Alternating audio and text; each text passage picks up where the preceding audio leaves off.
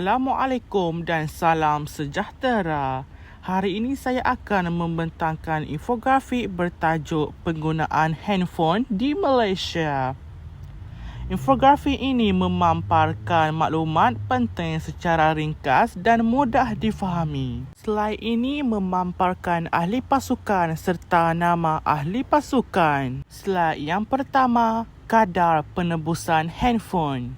Kadar penebusan handphone di Malaysia sangat tinggi dengan lebih daripada 90% rakyat memiliki telefon bimbit, terutamanya smartphone yang digunakan oleh hampir semua peringkat umur untuk pelbagai tujuan seperti komunikasi melalui panggilan dan mesej, media sosial, pembelajaran dalam talian, kerja dari rumah, transaksi digital dan e-dagang.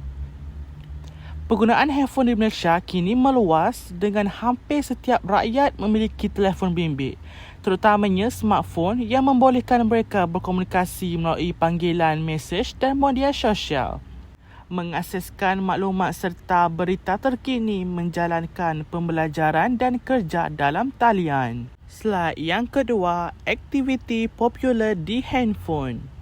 Yang pertama, media sosial seperti WhatsApp, Facebook, Instagram, TikTok menjadi platform utama untuk komunikasi dan hiburan.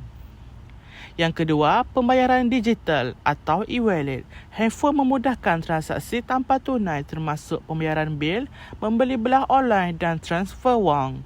Yang ketiga, pembelajaran dan kerja. Aplikasi pendidikan dan kerja dari rumah semakin penting terutama selepas pandemik. Slide yang ketiga, 4 jenis telefon bimbit. Yang pertama, smartphone atau telefon pintar, menyokong aplikasi internet, media sosial, permainan dan transisi digital. Yang kedua, feature phone, telefon biasa, telefon asas untuk panggilan dan mesej, bateri tahan lama dan fungsi terhad.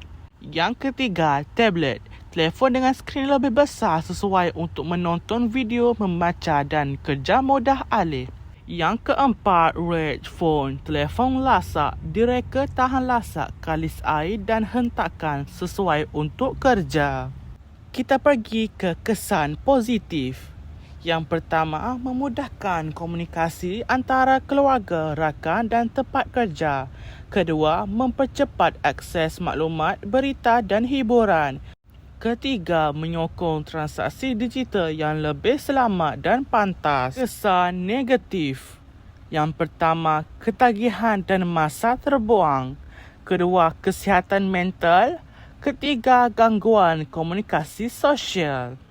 Penggunaan handphone yang berlebihan di Malaysia boleh membawa kesan negatif seperti ketagihan yang mengurangkan masa untuk belajar dan berinteraksi sosial, masalah kesihatan fizikal seperti gangguan mata, sakit leher dan tidur terganggu. Slide seterusnya ialah cabaran dan isu semasa.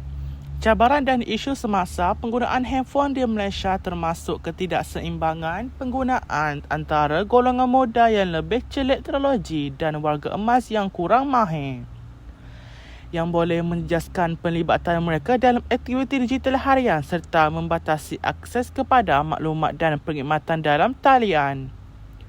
Tambahan pula, ketidaksamaan ini memberi kesan kepada peluang ekonomi dan sosial di mana golongan yang kurang mahir atau mempunyai akses internet terhad mungkin ketinggalan dalam perkembangan teknologi, perkhidmatan digital dan peluang pelajaran dalam talian. Slide terakhir, usaha pemerkasaan.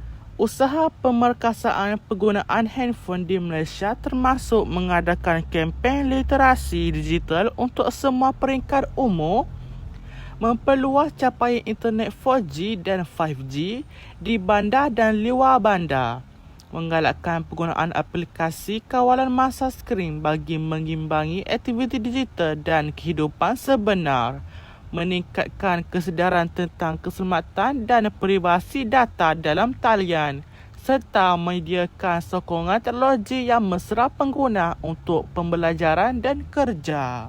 Kesimpulannya, penggunaan telefon memudahkan komunikasi, membantu mendapatkan maklumat dengan cepat serta memudahkan urusan harian dalam kehidupan kita.